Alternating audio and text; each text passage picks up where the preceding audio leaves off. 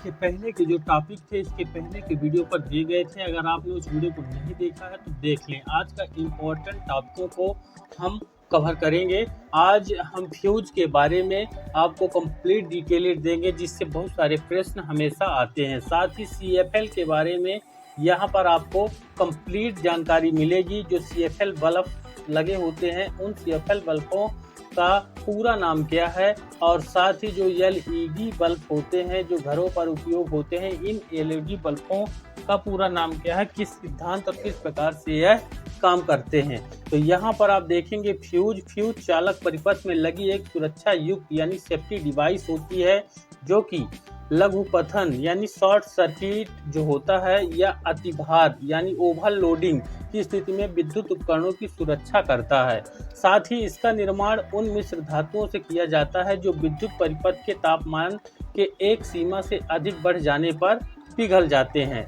साथ ही यदि फ्यूज को टीन, शीशा और बिस्मथ के मिश्रण से निर्मित किया जाता है तो इसका गलनांक 40 डिग्री सेल्सियस होता है। यहाँ पर यह ध्यान देना है आपको इसके बारे में कि फ्यूज तार का जो गलनांक होता है वो कितना होता है, तो 40 डिग्री सेल्सियस होता है। अलग अलग धातुओं से बनाए हुए फ्यूज तार का अलग अलग होता है। जैसे यहाँ पर जो 40 डिग्री दिया हुआ है, टीन, शीशा और बिस्मथ के मिश्रण से निर्मित वाले फ्यूज का गलनांक 40 डिग्री सेल्सियस होता है।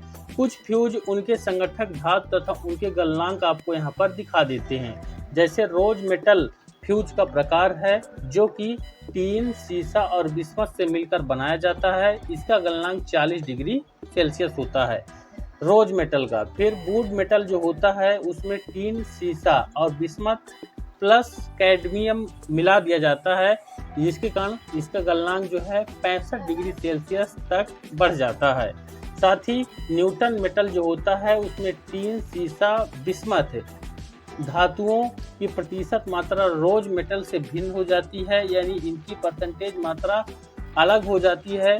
तो यहाँ पर आप देखेंगे इसका जो गलनांक हो जाता है वो 95 डिग्री सेल्सियस हो जाता है। तो ये सभी जितने भी फ्यूज के प्रकार हैं इसको अच्छे से देख लीजिए।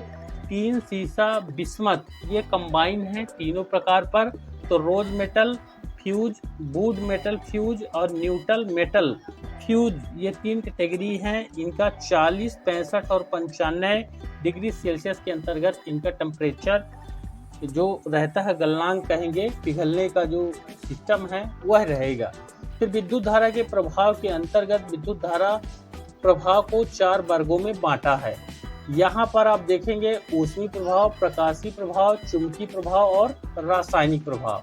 साथ ही यहाँ पर आपको बता दें इन 4 प्रभावों में से पहला जो है ऊष्मीय प्रभाव है। ऊष्मीय प्रभाव यानी हीटिंग इफेक्ट जो होता है, चालक में विद्युत धारा के प्रवाह में प्रतिरोध के कारण ऊष्मा उत्पन्न होती है। दूसरा, किसी R प्रतिरोध वाले चालक में I एम्पीयर की विद्युत धारा T समय तक प्रवाहित करने पर जो हमारा व्यंजक निकल के आएगा H बराबर I² जूल होता है। फिर विद्युत धारा के ऊष्मीय प्रवाह का उपयोग घरेलू उपकरण जैसे कि विद्युत ऊष्मक, जिसको इलेक्ट्रिक हीटर बोलते हैं, और इलेक्ट्रिक प्रेस, विद्युत प्रेस, ऊष्मा संवाहक यानी हेट कन्वेक्टर इत्यादि में किया जाता है। ये विद्युत धारा के ऊष्मीय प्रवाह के अंतर्गत काम करते हैं। इन उपकरणों का तापमान 800 डिग्री सेल्सियस से लेकर 1000 डिग्री सेल्सियस के मध्य होता है। उच्च तापमान प्राप्त करने के लिए इन उपकरणों में उच्च प्रतिरोधकता वाले मिश्र धातु के तारों का प्रयोग किया जाता है। सामान्यतः नाइक्रोम यानी निकिल और क्रोमियम के मिश्र धातु के तार का प्रयोग इनमें किया जाता है। कुछ स्थानों पर मैग्नीन यानी तांबा, मैग्नीज और निकिल की मिश्र धातु का भी प्रयोग यहाँ पर किया जाता है।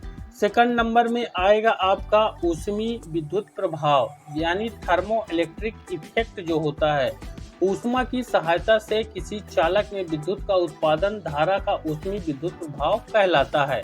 ध्यान दीजिएगा, ऊष्मा की सहायता से कोई चालक है जिसमें विद्युत उत्पन्न होती है, विद्युत धारा उत्पन्न होती है, उसके ऊष्मीय विद्युत प्रभाव कहलाता है। इस प्रभाव में 3 संबंधित प्रभावों का अध्ययन किया जाता है। ऊष्मीय विद्युत प्रभाव के अंतर्गत 3 प्रभाव रहेंगे। और इस प्रभाव में 3 प्रभावों का अध्ययन किया जाएगा। इन प्रभावों को सीबेक प्रभाव, पेल्टियर प्रभाव और थॉम्सन प्रभाव के नाम से जाना जाता है। अब विद्युत ऊष्मीय प्रभाव पर अगर हम मुख्य टॉपिक देखेंगे तो सीबेक प्रभाव रहेगा, जो कि 2 धातु के जंक्शन को गर्म करने पर विद्युत धारा का प्रवाह सीबेक प्रभाव कहलाता है। ध्यान रखिए, 2 धातु के जंक्शन को गर्म करने पर विद्युत धारा जो प्रवाहित होती है वो सीबेक प्रभाव के अंतर्गत होती है। पेल्टियर प्रभाव में 2 चालक जंक्शन से विद्युत प्रवाहित होने पर ऊष्मा का उत्सर्जन हो या फिर ऊष्मा का अवशोषण हो, वो पेल्टियर प्रभाव कहलाता है। फिर ये थॉम्सन प्रभाव होता है, जो असमान गर्म धातु से विद्युत धारा प्रवाह से ऊष्मा का उत्सर्जन या अवशोषण हो, वो थॉम्सन प्रभाव।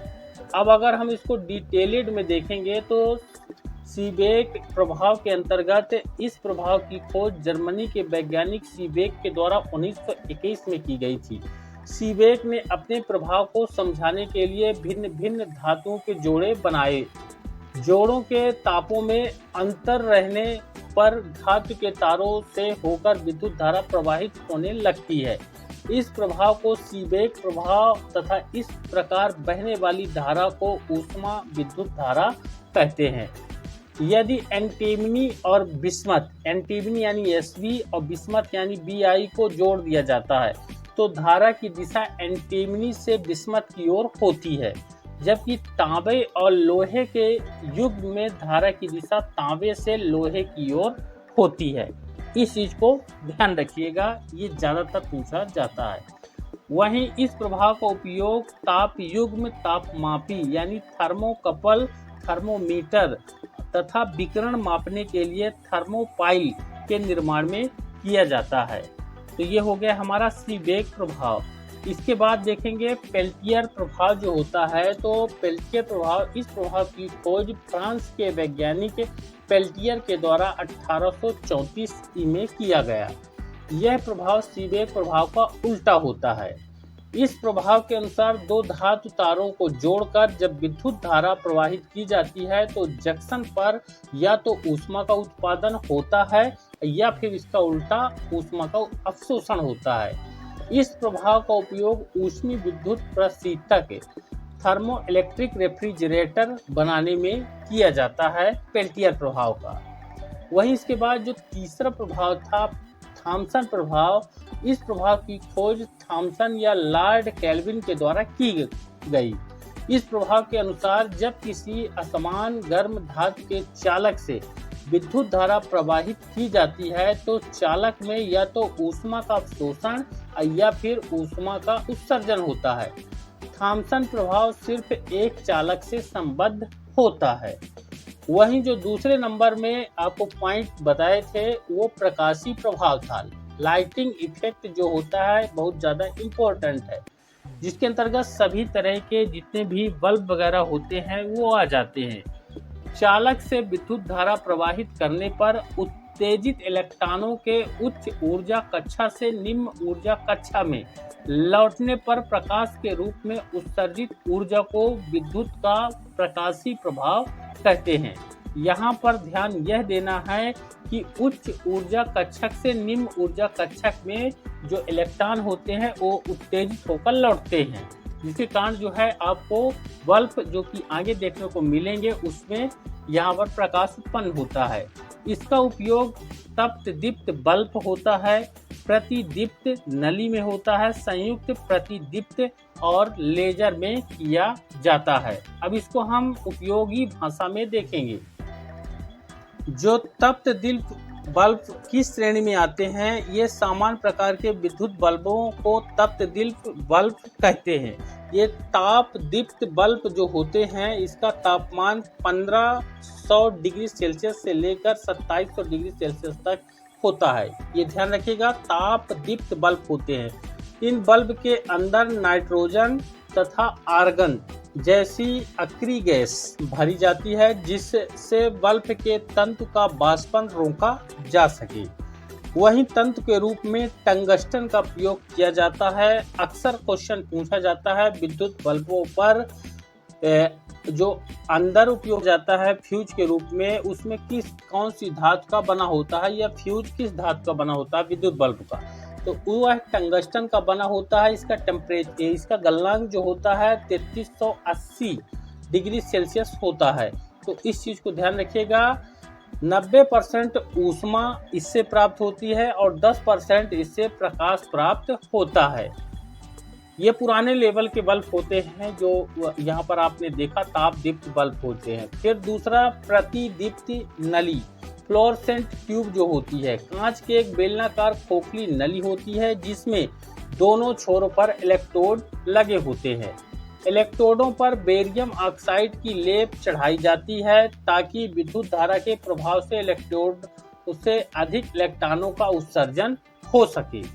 अब नली के अंदर निम्न दाब पर गैस भर दी जाती है जिसके परमाणु इलेक्ट्रॉनों द्वारा उत्तेजित होकर पराबैंगनी किरणें यानी अल्ट्रावायलेट रेस छोड़ते हैं। नली की दीवारों पर फास्फोरस नामक प्रतिदीप्त पदार्थ का लेप चढ़ा रहता है जो पराबैंगनी किरणों का अवशोषण कर दृश्य प्रकाश छोड़ता है। नली में श्वेत प्रकाश तप प्राप्त करने के लिए पारा आर्गन, श्वेत यानी सफेद रंग का जो प्रकाश होता है उसके लिए पारा और आर्गन, और पीला प्रकाश के लिए सोडियम और नारंगी प्रकाश के लिए नियान का उपयोग किया जाता है। ये चीज को ध्यान रखिएगा। अलग अलग कलर जो होते हैं उनको प्राप्त करने के लिए, उनके उस कलर का प्रकाश प्राप्त करने के लिए यहाँ पर आप देखेंगे पारा और आर्गन, ये यहाँ पर पीला प्रकाश, सफ़ेद प्रकाश के लिए होता है जो CFL वगैरह में होता है। ये पारा और आर्गन का उपयोग किया जाता है। फिर पीला प्रकाश के लिए सोडियम और प्रयोग किया जाता है। नारंगी प्रकाश के लिए नियॉन का प्रयोग किया जाता है। और यहाँ पर नियॉन का उपयोग विज्ञापन के ट्यूबों में भी होता है। इस नली में उत्पन्न ऊर्जा का 70% ऊष्मा के रूप में तथा 30% प्रकाश के रूप में प्राप्त होता है। वहीं इसके बाद जो कंबाइन होते हैं, संयुक्त प्रतिदीप्त होते हैं। संयुक्त प्रतिदीप्त दीप यानी कंपैक्ट जो फ्लोरोसेंट लैंप होते हैं, जैसे कि CFL या फिर LED वगैरह जो आज के समय पर उपयोग किए जाते हैं। तो यह लैंप भी प्रतिदीप्त नली के सिद्धांत पर ही काम करता है। इसमें प्रकाश प्रकीर्णन यानी डायोड जो LED होता है उसको लाइट एमिटिंग डायोड का प्रयोग किया जाता है। ये LED अभी बहुत ज़्यादा प्रचलित है और मार्केट में आपको LED ही मिलेगा। इसका पूरा नाम हमेशा पूछा जाता है, तो इसका पूरा नाम ध्यान रखिएगा, लाइट एमिटिंग डायोड होता है। और यहाँ पर आप इसके ऊपर जैसा आपने देखा CFL जो होता है, CFL का पूरा नाम कंपैक्ट फ्लोरोसेंट लैंप होता है। तो इसमें जो है यह काम प्रतिदीप्त नली के सिद्धांत पर ही करता है। इसके अंतर्गत जो LED होता है, लाइट एमिटिंग डायोड होता है, इसका प्रयोग किया जाता है। इसको हिंदी में प्रकाश विकिरणक डायोड कहते हैं।